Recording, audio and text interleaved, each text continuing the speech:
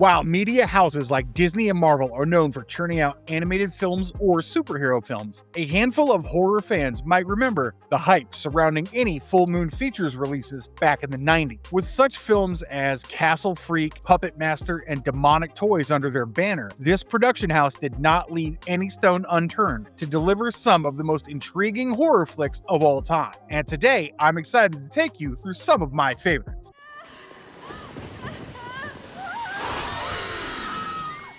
Castle Freak, 1995. Starting off strong, Stuart Gordon's 1995 horror Castle Freak hits all the right notes of a gothic horror, from creepy castles to mystery monsters and dysfunctional families caught in the midst of the drama. The film starts out with a recovering alcoholic, John Riley, who inherits a 12th century castle after a relative's death, and soon embarks on a journey to Italy to settle down in this property. Now, his estranged wife, Susan, also accompanies him, along with their teenage daughter, Rebecca, and we soon pick up notes of Susan's resentment before we learn that Dron's drunkenness had cost them their son in a drunk driving accident. Moreover, the accident had also turned Rebecca blind. And while this sounds like enough of a horror show in itself, things only get worse when they get to the estate and temporarily stay there until they can liquidate it. Unfortunately for them, the castle turns out to be the home of the castle's former duchess's son, Giorgio Orsino, who had spent the better part of his life being tortured in its basements. After years and years of torture, Orsino had also turned into a rather twisted monster who resorts to killing animals before finally breaking free and even loitering around the property, where he ends up killing a local prostitute who had been hired by John. Now, it isn't long before the cops also accuse John of the murder, while he learns that Giorgio was actually his half-brother, who was tortured by the Duchess after his father had left them behind to marry John's mother. What starts out as a tale of a seemingly creepy monster lurking in the basement soon becomes a story about John facing his own demons, and by the time I finished this film, I'd gained a newfound appreciation for gothic horror. From pretty backgrounds and family curses to exploring the emotional horrors rooted within each family, Castle Freak deserves a whole lot of praise for its thematic depth and deeply unsettling violence set against eerie but visually stunning scenery. And if you're looking to mix family drama with mysterious structures and age-old history, this one's right up your alley.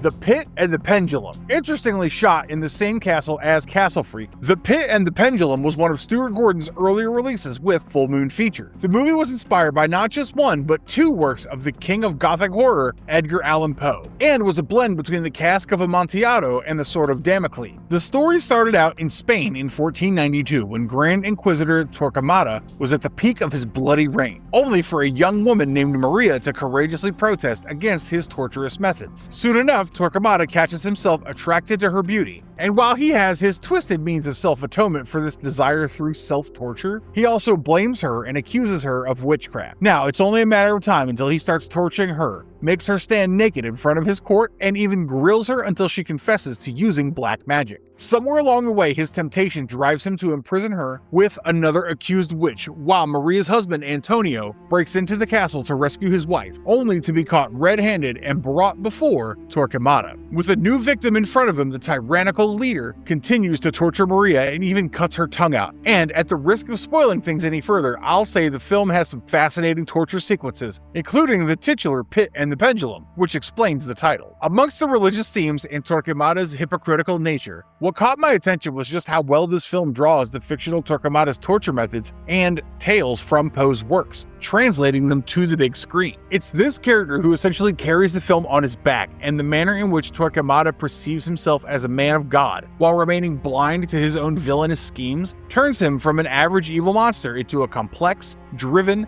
God-fearing creature whose power has driven him to insanity. While the film was shot on a budget, it features some truly bone-chilling torture sequences and unsettling plot points that make this modern take on Poe's gothic horror a must-watch.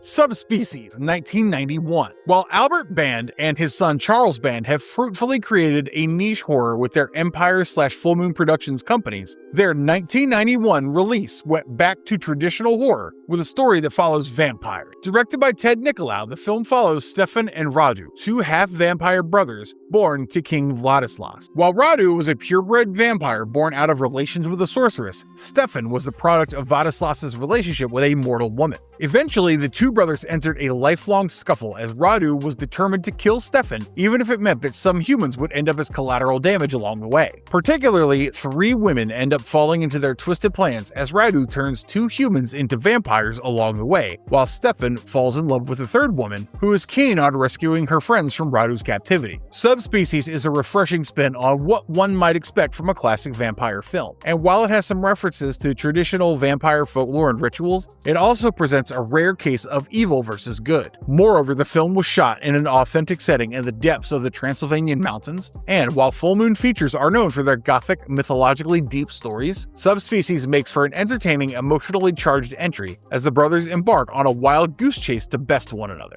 Head of the Family. Released in 1996, Head of the Family was directed by Charles Band and was advertised as an American black comedy B-movie. The story followed a Southern couple, Howard and Loretta, and while the husband had a reputation as the nastiest thug in town, it did not prevent Loretta from having an affair with the local diner's owner, Lance. Now, as Howard grows increasingly suspicious, Loretta continues her adultery, and Lance ends up feeling strongly about her. His love interest eventually drives him to plot Howard's death, and this is where the real horror begins. As it happens, Lance discovers that the town's local family, the Stackpoles, were born as quadruplets with a deformity that resulted in each of them having one exaggerated faculty. While one of them was highly intelligent, the other 3 were strong, attractive, and had sharp senses, respectively. Moreover, the titular head of the family controlled the rest of his siblings from a wheelchair, and the name is a rather funny spin on his appearance as he's nothing more than a giant head with hands. While he largely controls the others through psychic means, Lance threatens to expose their secret and only agrees to spare them on the condition that they kill Howard.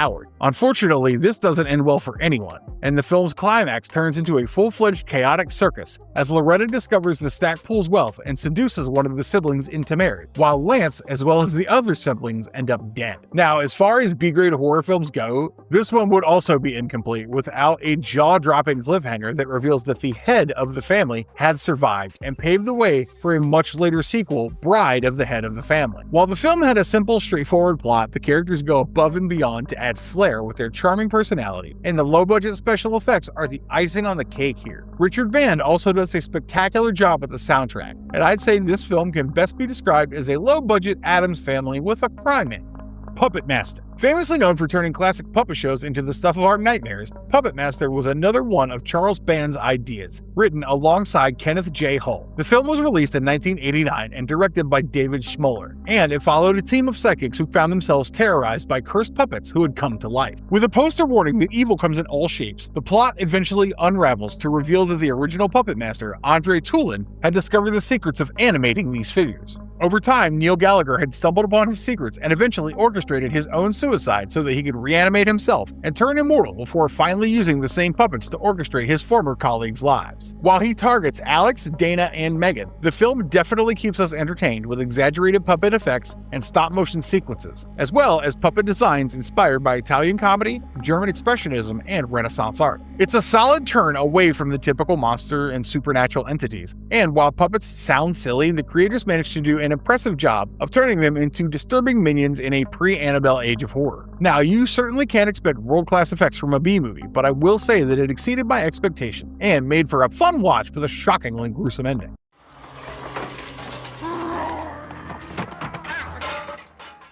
Puppet Master 3: Toulon's Revenge. While Puppet Master started out on a weak note, the film soon attained cult classic status and inspired an entire franchise. And I'd be doing a disservice to its legacy by skipping out on Puppet Master 3: Toulon's Revenge. While the original film focuses on Neil's attempts at reanimation by stealing Andre Toulon's secrets, this prequel focuses on the original Puppet Master's story. Written by Charles Band, this film is set against a World War II background, and it steers away from horror that dips its toes into themes of war and death as Nazi troops discover Toulon's secrets and then misuse it to bring inanimate objects to life. With a focus on Dr. Hess's attempts to exploit Toulon's powers to bring glory to the Reich, this film follows Toulon's legion of puppets as they evade capture and try to defend themselves from being used for evil. Admittedly, the plot does sound a little too heavy for a horror comedy film such as Puppet Master, and paired with timeline questions created by the franchise, especially because the first film opens with Tulin dying in 1939, while this prequel places him alive in 1941 Berlin. It definitely raised some eyebrows. However, all said and done, this sequel did turn out to be a decent watch for those who wanted some more horror puppet action, and I'd say that the story is far more imaginative and engrossing than the earlier releases. Many fans have also declared it to be their favorite release in the entire franchise, and if you ask me, I'd say that the sequences of puppets finding creative ways to get rid of the Nazis are enough to check this one out.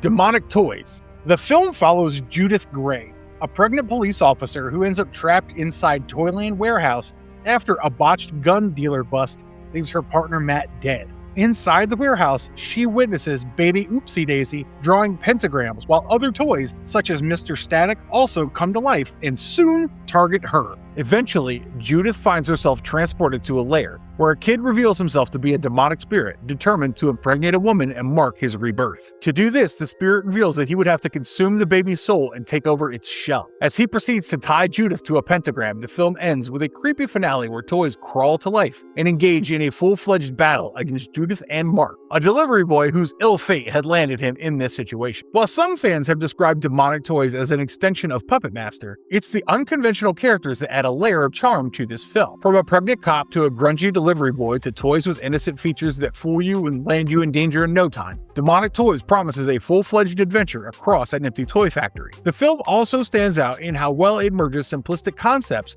of good versus bad with demonic mythology, which also laid the foundation for sequels for those who want more. Dark Angel: The Ascent. Directed by Linda Hassani, Dark Angel: The Ascent fits right into Full Moon Entertainment's sensual supernatural horror theme. But, just like all the films we've discussed so far, it has something that makes it stand out while simultaneously fitting the studio's formula. In this case, the romance angle is what brought the entertainment, as a young demoness named Veronica falls in love with Dr. Max Barris after landing on Earth through a series of events. Fueled by her desire to live among humans and deep hatred towards Hell's demons, Veronica finds herself transformed into a human herself as she gets acquainted with this strange world and soon realizes that it's not much different from hell. As she learns about the sinful state of the world and has a couple of horrible experiences that get her to see just how unsafe it is for women and minorities, this film definitely offers a twist on the typical demon walks among humans plot. Instead of giving in to sin or brushing off the crimes, Veronica becomes the titular Dark Angel as she tries to do right by civilians, punishes corrupt law enforcers, and eventually even learns that she was picked by God to cleanse the world of sin. While the film starts out in hell, it soon becomes a tale of a demonic being who sees the light and, indeed, punishes wrongdoers and criminals to the point where even the corrupt mayor announces his resignation and enrolls himself into a monastery. Now, Dark Angel is not a disturbing supernatural film in the conventional sense, but Veronica's scenes of delivering justice do pack a punch, and the film has famously received excellent reviews. In fact, it's even been described as a direct-to-video triumph. And if typical bloodshed isn't your cup of tea, don't worry, you're exactly the target audience for this one.